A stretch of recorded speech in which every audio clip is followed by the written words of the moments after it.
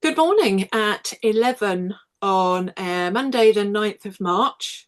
Very welcome to Beth and Graeme. We're going to be talking about settings, which, as my husband pointed out, he said, "Oh, do you mean computer settings?"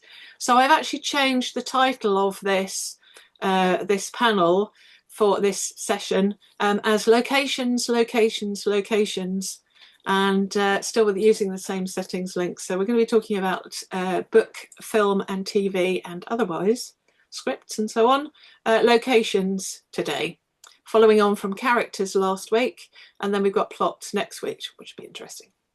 So I'm going to hand over to Beth, so she will introduce herself, and then Graeme and myself, and introduce ourselves and talk about the locations we have included in our pieces, not necessarily just the stories we've had published, but anything we've written that I think makes it a good setting, good or bad setting. Beth, morning. Good morning. My name's Beth Rogers, and my pen name is BB Elsin. I am author of Heroes and Traitors, which is a historical fantasy. I also write short fiction and have an anthology called Coffee and Commute. Obviously, fantasy is a truly wonderful genre for world building. Because mine is historical and I have a favorite period of history. I say favorite, I would definitely not have wanted to live in that time, but I have a fascination with the early to mid 17th century, the English Civil War period in particular, and the run up to that. So to start my world building, obviously I have done research about that period, what happened in battles, how people lived, um, what kind of language was used, what kind of weather was prevalent at the time. Um, and then I put a fantasy twist on it. So I want it to be authentically early modern, with all the deprivations and the scariness of that time. But in terms of the individual characters and playing out their lives, um, there are things which are different, things which are borrowed from the medieval period or some other kind of uh, recess of my imagination when I feel like, well, this would look really good for this particular character. Mm. So I feel that fantasy it does give immense freedom for world building, but I have to start somewhere, and I start with real history. Mm. It's handy, I think, having at least a framework upon which Mm. to build and let your mind wander. Beth Yeah. very kindly let me know of a talk that took place here in Aylesbury last Saturday of Victorian crime and punishment. And although I don't write, I write contemporary, sort of present day. I don't really go back too far in my writing. But one thing that struck me was they'd got record books, receipt books, where each page was a person, and you had everything about them: their where they were born, their height, the clothing they came in, and there were vertical strips, so they ticked. Well, they had numbers. So one coat, one hat, two shoes, two waistcoats. One chap had, and whether they were from, what their parents did, whether they were still alive, whether the people were married, and there was one of the boys I saw was 11, and it was a wonderful seeing these, and then their crime. One of them was stealing 11. I think the 11-year-old was stealing a shawl, and was given a week in jail in prison. but then sent off to a reformatory school for 2 years, which was very harsh. He was probably stealing it for his father was dead, so he was probably stealing it for his mother or his sibling or something. Anyway, but that was just. Although I don't write historical, I could just imagine the time and that sort of era. And what they had to go through at the time. Are you tempted now to write? Have you, because of Saturday and your interest anyway?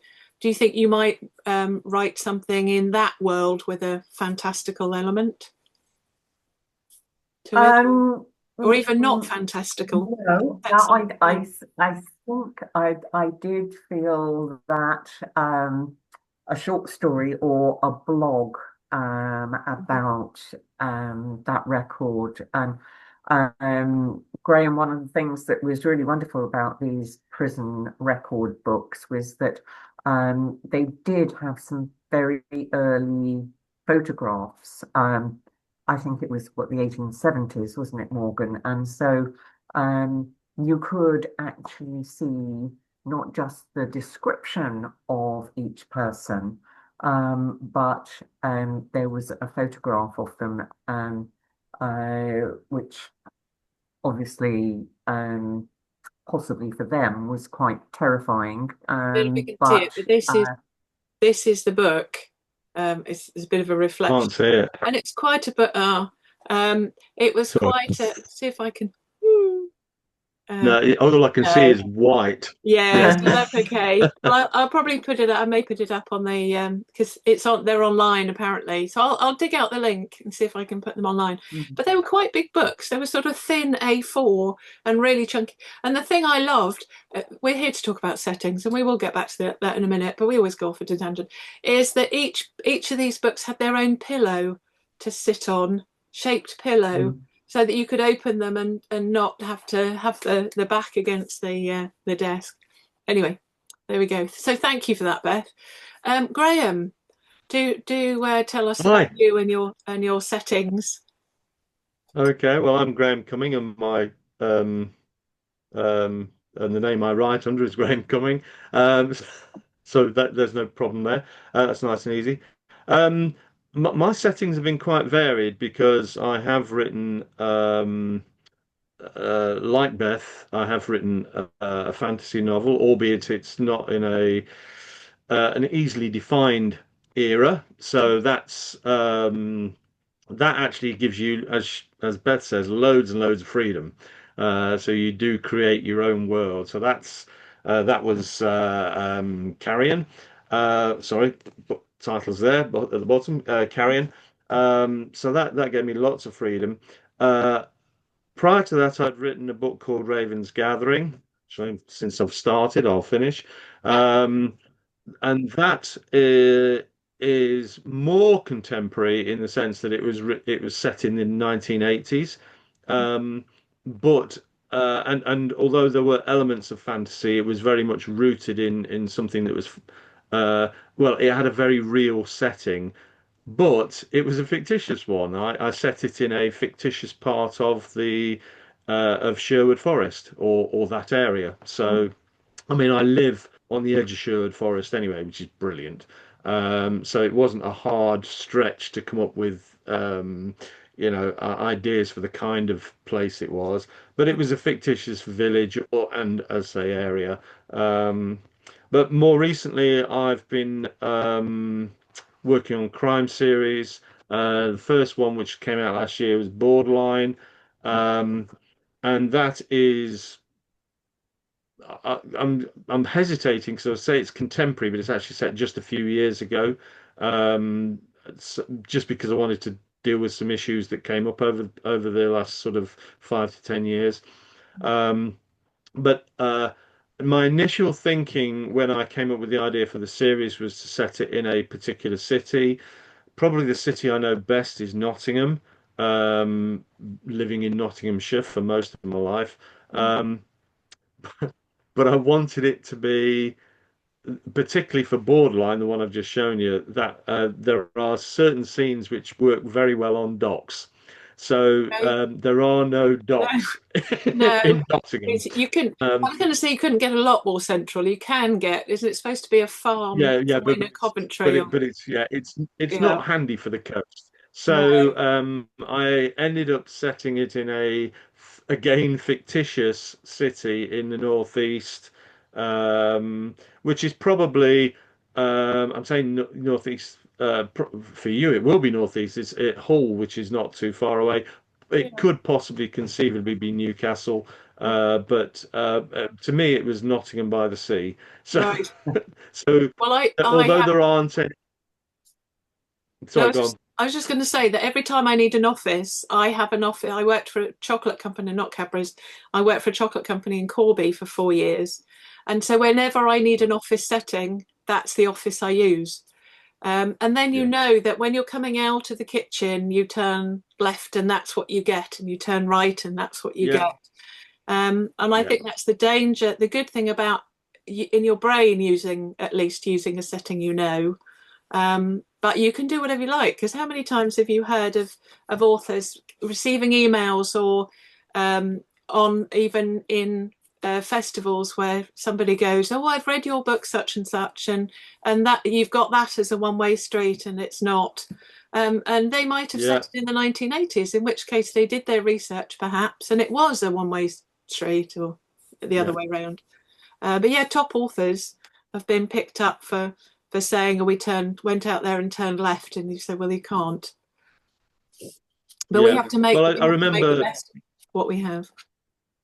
yeah, I remember And that many could years be a ago. problem with real history as well, that if it's real historical fiction, then you have to be so careful about getting facts right about any real characters or real places. Mm, Um, and so one can duck that issue with fantasy. absolutely. But the last thing Sorry, you Graham. no, it's good. That's Well, I was going to say the last thing you want is for somebody to think because you're mixing real life with or historic events um, with fantasy, is for anyone on Amazon to go, well, I really liked it, but she got this wrong. When you've changed yeah, something in fact for the sake of the book, so it's yeah, it's tricky. But I like the fact that you're basing it on something. Both of you, you're basing your settings on something that exists, but either renamed it or twisted it somehow. For my first two, hello, I'm Morgan Bailey. I'm Morgan with an E, and I write crime, women's fiction, and writing guides, books about writing. The first one was these are the first two I wrote for NaNoWriMo, so they're about 50,000 words each. And they're set, so Hitman Sam, for instance, is set in a fictional village, like yours, Graham, is set in a fictional village, but he goes to Northampton Hospital. He mentions Toaster and Milton Keynes, but it's set yeah, between in a village, fictional village between the two. So then, as long as I get those facts correct, I can do whatever I like. He can turn wherever, as long as I'm consistent within the book, he can go wherever he wants to in this fictional village. And the same with After Jessica. And then the third book was the Serial Data, which is up there, which I thought as a bit of a, I don't normally have a marketing head on, but I thought, write what I know.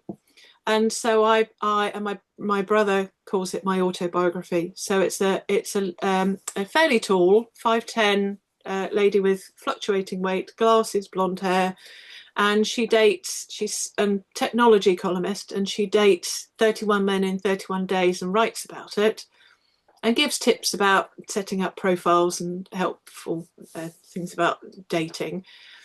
But it's set all around Northampton. And so I picked venues that I knew well enough and then made sure I went back to each one to see that I'd got my facts correct. yeah, One bar changed I wrote it in a month, but then I spent a year going through editing it on and off and checking, going back to each venue. and I hadn't been very kind. And this is one thing when you're using a real setting, is that if you're not kind to a real setting, you have to make sure that you're not going to hurt anybody's feelings, and it was a business.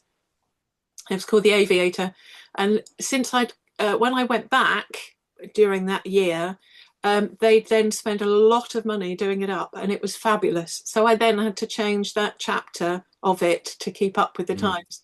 But the trouble is, when you're writing a book, because we're self-published, we can, if something changes in your location or anything else, you can go in and change it and republish it. But I then had to update that. There was another one where the bar kept closing and opening as something else, and I just thought, okay, it doesn't really matter.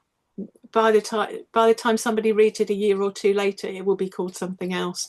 So you have to draw a line at some point.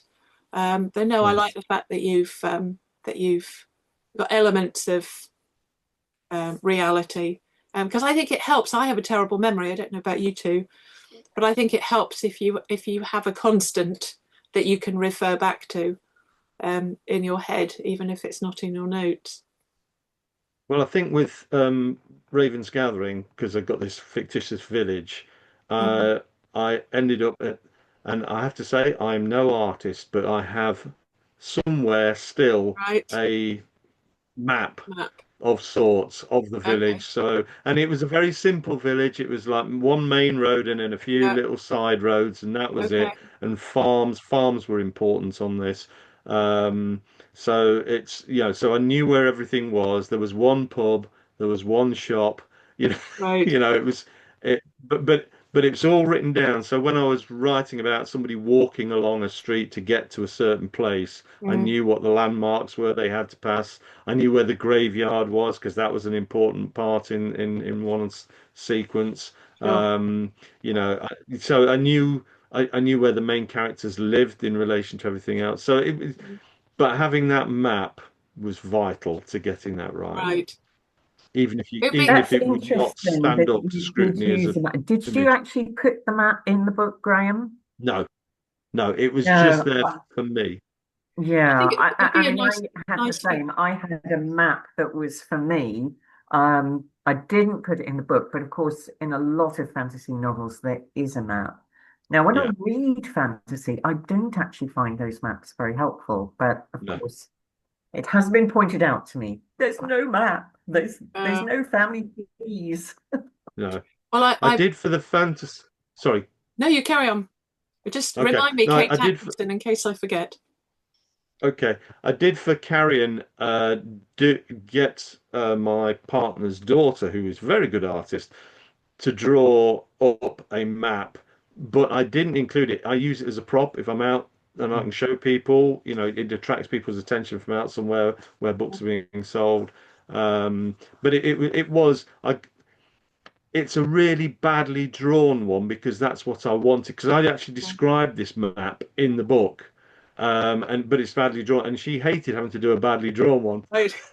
But Ever the but she professional. but yeah, but by the time she'd finished, what she'd done was a badly drawn map, but it looked very authentic 'cause it looked Right. like it was almost on papyrus and Yeah. and all that kind of thing. So I have used that, and I had actually again I'd forgotten about it, but I had done a rough and ready version myself Mhm. because there's a journey that takes place. So it showed more or less the uh, terrain that they had to cross through the hills and the valleys and things like that, I suppose I will come back to Kate Atkinson.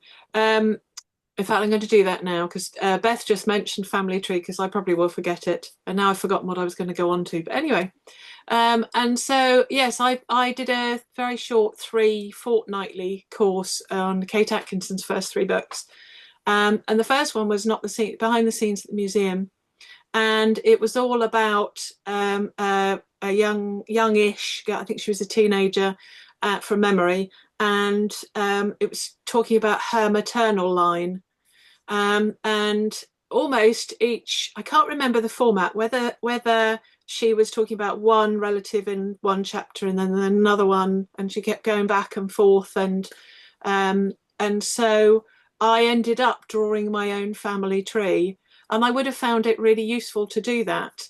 So I don't know whether there's a fine line between. It's a bit like putting the face of your main character on a book.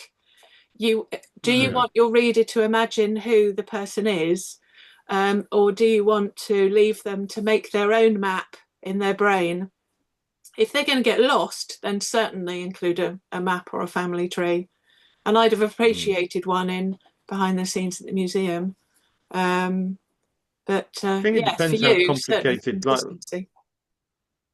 I think it depends like how complicated with the map, like the journey was going to be. It Mm, wasn't complicated. We went through a forest, we went through a valley, we came through another forest, and then right. onto a river. But it Yeah. happened in a way that wasn't. It was well paced. It was easy to follow. I think I Yes. haven't had any complaints anyway. No. Well, I think also if you're going chronologically, if you're skipping back to certain other areas, then Yeah, yeah, sure, you've got more yeah. complication there than Mm, that. yeah. No, I can't remember what I was going to say thereafter instead of Kate Atkinson, but there we go. Um, we were talking before we hit record about I'd taken my uncle to a Paul McCartney tribute band because it's his birthday tomorrow on Saturday.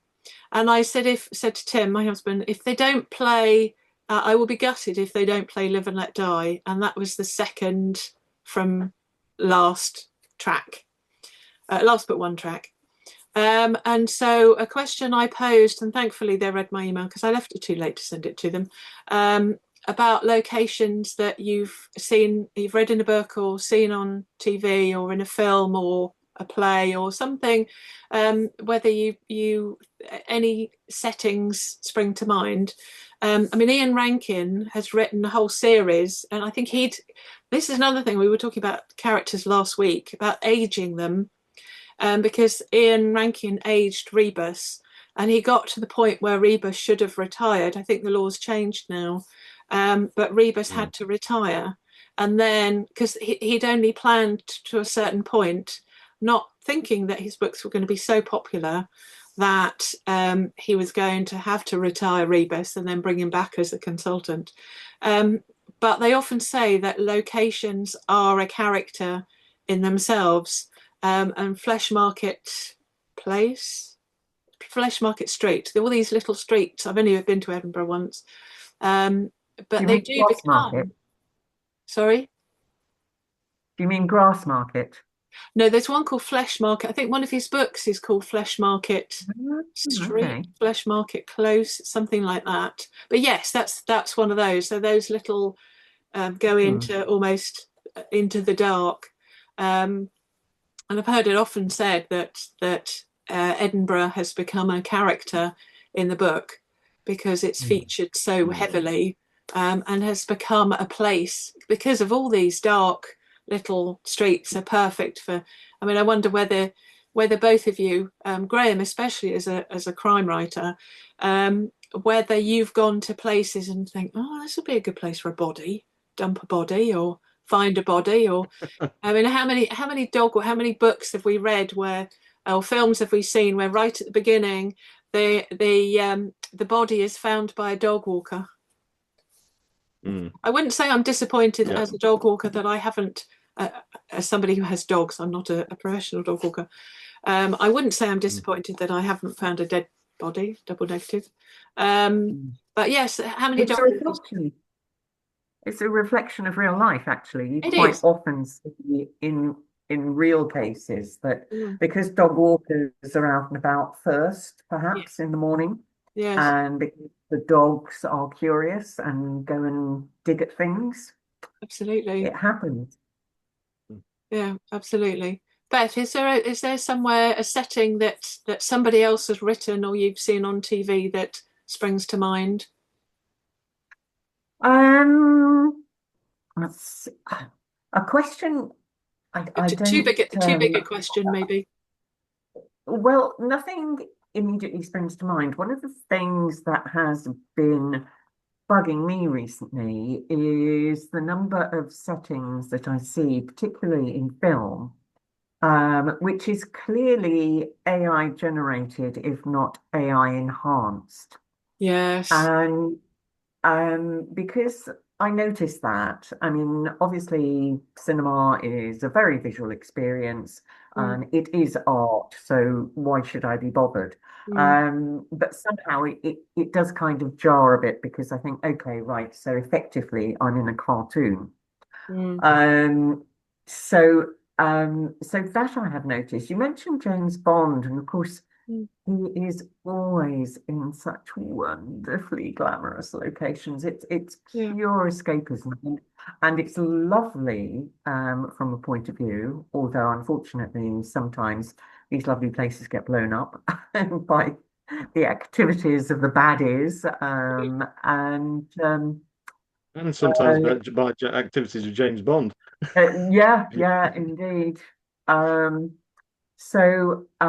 I think that's always nice, but I also like, the really gritty ones, like the real 19th century Birmingham. Well, of course, it's not real, but the recreated 19th century Birmingham for Peaky Blinders. Yeah.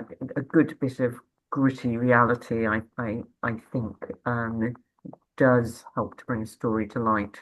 Mm. Graham, do any locations spring to mind for you? To be honest, the only I will touch briefly on Bond because I was a big fan. I'm saying I'm not a fan now, but I think Right. there's certain elements of Bond that I think have not aged well. Okay. But no, if we go back to the books, they were, you said they're glamorous locations and but the books at the time they were written were one of the things that attracted readers was the fact that they were um, talking about experiences, not just the locations, but the experience. Mm, Because a lot of the locations in books were, I mean, Jamaica featured quite a lot because Fleming was very familiar with it. mm, But it was an overall experience really of fine dining and just generally good living, mm, which in the post-war period people just could not relate to. So it was almost living that experience by proxy. mm. But that's really my only comment on the Bond thing, really. But in terms of setting, I, it surprised me because I hadn't thought about it until you just properly until you just mentioned it again there. Funnily enough, Oxford from Inspector Morse, Mhm. and I think it coincides. I actually spent a period working in Oxford. I wasn't living there, but I was stuck in a hotel for 6 months. Um, um, I went home at weekends, but I was there every week. And it was probably about a couple of years after Morse came out Oh, on TV. yeah. And so that really, I think because I was there as well, I think I was already engaged by the TV series, Mm, and then got into the books and really enjoyed the books. mm, But yes, so I think having spent time at Oxford, although I probably wouldn't recognize it now, mm. it really did bring it to life for me. Because I'm a British English author, and so all my books are set here. And I like to think, although I'm having a battle with Amazon at the moment because if you Google Morgan Bailey, you get Morgan Bailey's page, and they say, "Oh no, we can't change it. It's not a good customer experience if we change it." Hello. Mm. And I say, "Well, you're losing sales. I'm losing sales." But anyway, that's another story. Um, and I can't remember what I was going to say now. I'm hopeless. My You, brain, you my were brain. talking about your settings being in the UK. Oh That's where you yes. So started. I'm very patriotic, That's and what I'm here for. thank you, Graham. Be my wingman, um, and wing person, 21st century wingman, and thank you. I do. My literally brain sieve, and so yes, I make no apologies for my books being set in England, and I think because and the next one down, Serial Dieter, is set around Hemel Hempstead. So first one's Northamptonshire, and the second one is Hemel Hempstead and Tring, which are Hertfordshire.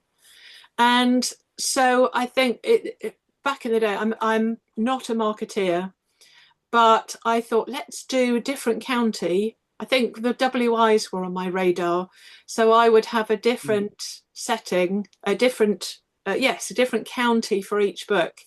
So the serial killer will be based in Bedford, because I have a very good friend with the Morgen and Morgen show. She's Alison Morgan.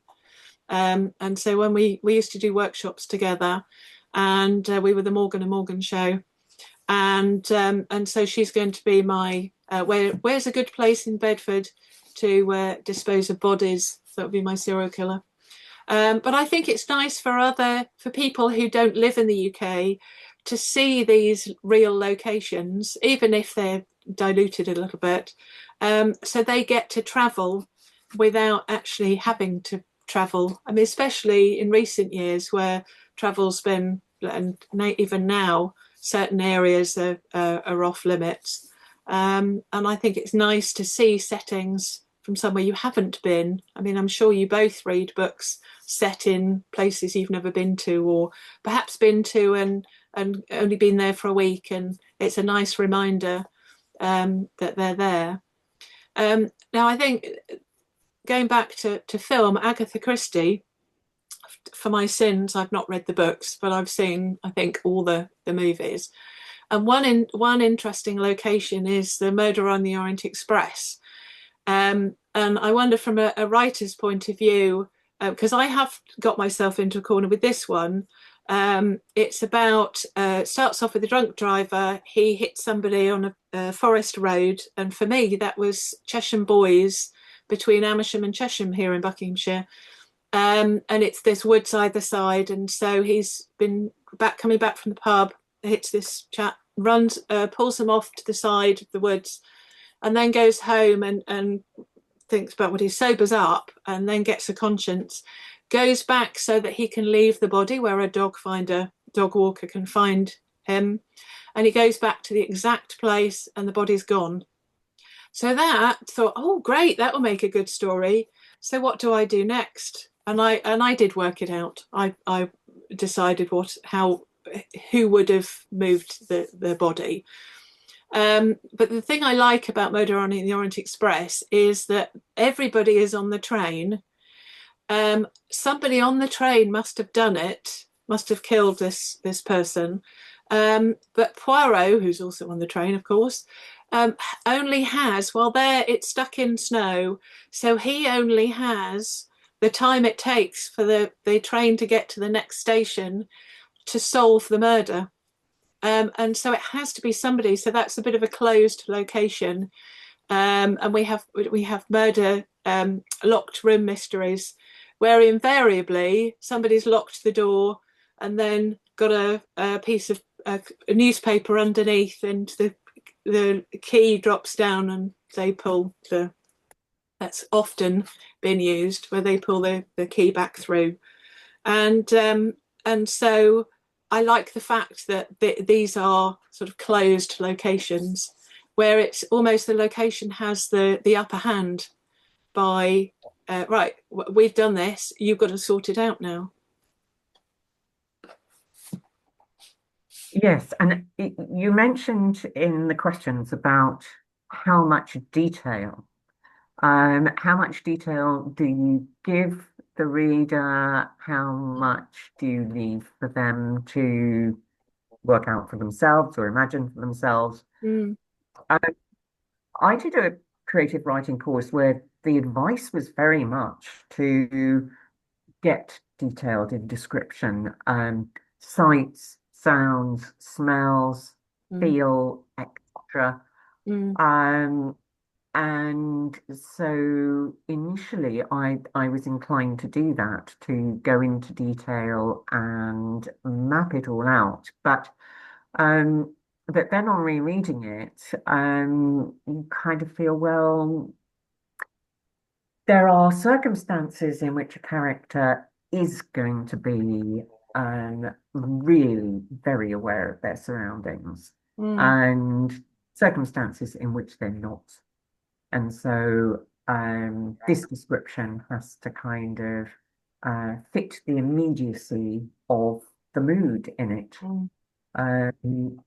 So it is a fine balance, and I think perhaps with a closed location, then the potential to give detail is greater because you are only going to be in that location for the whole novel, Mm, whereas when the novel is moving around from place to place, mm. you may be kind of um, uh, just need to give the reader a starting point that, Mm, I tend to um, state at the beginning of each scene, this is where we are. mm. And the detail will be relevant to what's actually happening in the scene.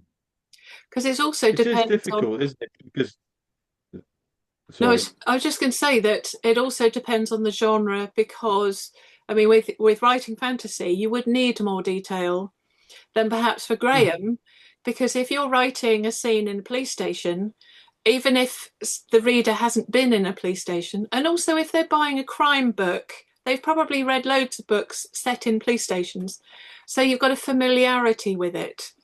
With Beth, you're creating a new world set at a certain time with certain people that are real, but you're creating this new version of a world. Whereas with Graham, you've got again a framework because if you're writing this police scene or a chase or something, people can imagine what it is. You don't have to go so much into the description of the places that you're set in. Yeah, I think as well the because and I have said this on a previous occasion, although I've got fantasy and I've got sort of almost horror-ish with Raven's Gathering. In Mm, reality, all my books are written as thrillers, so you've also got the pace that needs to be there, mm, and it's very easy. And I have got very bogged down in describing mm, a place, and then realised, well, that just completely screws up the pace. yeah. That yeah, I've lost the interest of the reader if I carry on describing this place. So so it's uh, sometimes, I mean, you mentioned the police station example, but even if you're like when you're going through forests in this fantasy novel, Mm, everybody knows a forest, right. so you just touch on enough to give them a sense of where you are, Mm, and then you get on with the narrative, or ideally even make a reference to it, carry on a bit of narrative, make another reference to what's around, and keep, dropping bits in as opposed to giving an info dump. mm. I mean, no, no, because nobody wants to read that, do No, they? all you But need. again, so going back to the point about if you've got a very closed location, I actually I can't think of anything I've written that is like that. So I don't have that scenario to think about. Most of mine are going about. They might come back to the same scenes every now and then, but they are going to different places. Mm, So in a way that actually means I've got to describe more, but I've just got to do it in dribs and drabs rather yeah. than overload the narrative with it.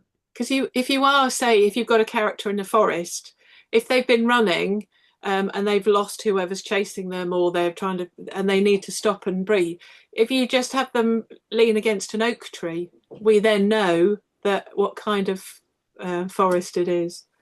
Um, Yeah, Was it and P.D. James who said that she'd never actually been in a police station? oh, really? Um, she did all her research secondhand for. Wow. I, I hope I haven't got that wrong, but it was Right. certainly one of the classic Yeah. crime writers. Okay. Who said that it was all secondhand research Right. for and I her. think Right. these days we have so much of it on TV. We don't need to go in. We know enough. Mm, Again, as Morgan said, most people know from TV and movies what a police station looks like. Mm, So you just need to drop in a few little bits. I mean, in one scene in my next book, which is coming out, because funnily enough, I don't, although I'm writing crime, I'm not doing it from a policeman's point of view. So, police stations don't feature very much, but there is a brief scene in a police station, and it takes place in an interview room. And so I was actually focused more on because the policeman concerned wanted this to be an uncomfortable interview, mm, and it was actually more a meeting, a discussion. It wasn't a policeman interviewing a criminal. Um, it was about, well, the place is grimy and sticky and horrible, and he's obviously picked this room because it is the worst one, and oh, probably a bit disappointed that somebody hasn't been sick in it recently because he okay. wants this meeting to be. Smell it. So it This, and you wasn't get the about smell the, as well. yeah, yeah, yeah. Yeah, So because all the rooms look the same, so you've just got to give them something a little bit, yeah. tasty, nasty, Oh, whatever you want to call it, to See, to latch onto. I haven't read them, but Tim loves the Mick Herron Slough House series. It's on. He's watched them on. We have Apple TV, and so for that, pretty Yeah, much. And there's just something about a scruffy Gary Oldman and a sort of the lowest of the low of the Secret Service, and they're the sort of the rejects. And so you can imagine, anybody can imagine what because we've watched James Bond again, that what their offices look like, and you imagine they're not going to be as necessarily as nice as M's. M was the gadget guy. No, M no, was Q was Judy the Dench. gadget guy. use Q, that. Yeah, yeah, with the N was gadget N guy. was the boss. Yeah, Yes, but one of the locations I was thinking about, because there are certain films where you're in a room or in a phone booth. For instance, the phone booth with Colin Farrell and Kiefer Sutherland. ninety yeah, percent of the film takes place in this phone booth. And there's another one called Buried with Ryan Reynolds, and he is in a coffin underground, and he wakes up in this coffin.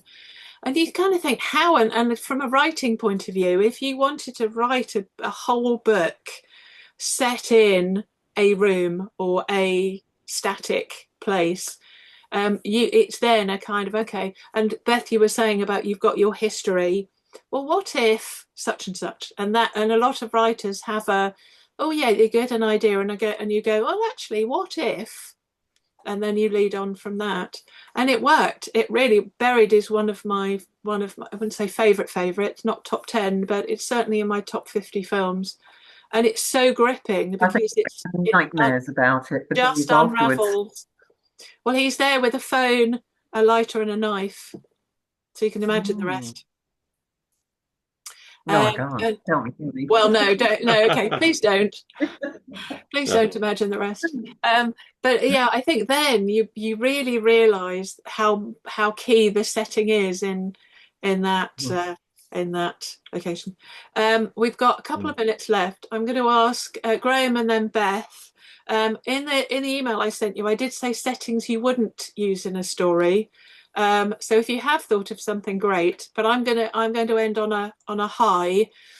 Um, if you were able, money unlimited, to be paid to do a research trip for a story to be published or otherwise, Graeme, where would you pick to set a story? If it was money, no object, anywhere in the world, where would you pick? Well, funnily enough, and actually, this harks back to a previous question, which I didn't think about this answer until later. What immediately springs to mind is Sweden, and the reason for that is because I read a series of I've never or had never had any interest whatsoever, any great desire to go to Scandinavia. Not it was indifference rather than a loathing of the place.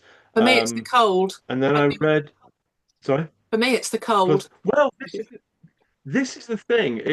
I read a series of books, the Martin Beck books, Mhm. um, uh, which I'd never heard of. I only stumbled across them because I think somebody had bought my dad the set and he lent me them. Mm. And these were set in the late 60s, early 70s in Sweden, and they gave me an impression of the country which I'd never considered. And actually, in the summer it was blisteringly hot. People were, sweat dripping off them. And I was just like, oh wow, never even thought of that. No. But there were a lot of locations around the country that were referred to, and I just thought, what a fascinating place. So I've still Sure. not been. Mm. But I think if I had the unlimited budget, I probably could go elsewhere. But Mm. just to satisfy my curiosity, I would spend some time touring around Sweden and possibly, bob over the borders to sort of Norway and Go to Denmark. Finland, And it's lovely. yeah, yeah. So Yeah. it would be, yeah, so it would be fascinating. Yeah. Well, we've been to Iceland in November. Sadly, we didn't see the Northern Lights. We went on a Northern Lights tour, and they said if you don't see the Northern Lights, then you get a free ticket to do the same tour within a year. But that means you have to go back to Iceland again within a year, which we didn't do. Yeah. But yeah, no, I'd love to go. I'd love to go. Beth, how about you? Well, like you, I tend to like warmth. I do like Scandinavia, and I've worked in Finland a few times in my career, and used it as a setting. Um, but I think if money were no object, I would like to do some research in the Caribbean. No. Growing up in High Wycombe, I had lots of friends who were from the Caribbean, and Mm. I've always thought culturally it sounds so interesting. Mm. Of course, there is history. It's very traumatic history in some respects, but Mm. yeah, I mean, you don't know until you go there and research in what way you might be inspired by it. Sure. Well, I think, I mean, I've heard the Maldives are lovely. I don't know how much goes on in the Maldives, but it would be lovely to do a women's fiction beach read in the Maldives. But I love Bob Marley. And I've seen lots of different documentaries or films about him. So I think going back and seeing, and it'd be interesting for Graeme, for you to see, because your books were, you said, were set decades ago, for you to go and see how different. I mean, sad possibly in some way to see that certain areas are maybe not the same. But I get the impression not a whole lot changes. That they're unlike this country, certainly in the 70s when we were pulling anything down. And I mean, Northampton is just full Mm. of 70s buildings. That maybe they respect their heritage more than we have done in the past. And there we go. So thank you so much, both of you. I knew we'd go off at tangents. Pleasure. Thank you. No, you're very welcome. Thank you, Beth. Thank you, Graeme. And see you soon Thank you. at another, either a TNT. So I should say that we're starting the TNTs, Tuesdays and Thursdays, this Thursday. We're talking about the authors, about them and their journey through publishing this. And I know we do spotlights, but it'll be different with a panel. So no, it'd be great. Thank you so much. Okay. We'll see you soon.